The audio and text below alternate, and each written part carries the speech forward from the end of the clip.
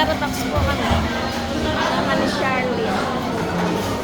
Order po kami. Latte. Ayun po sila. Nag-order pa. Ayun, Charlie.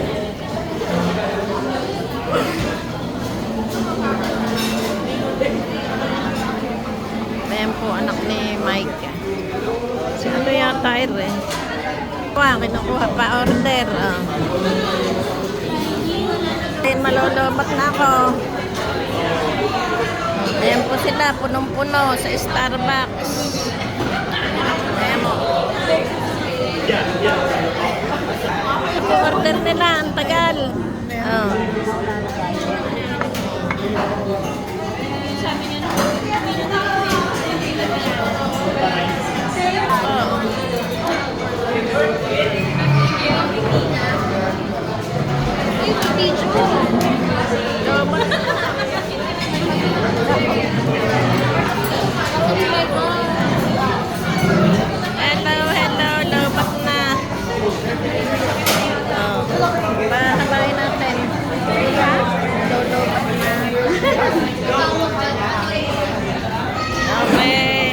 Kain po muna.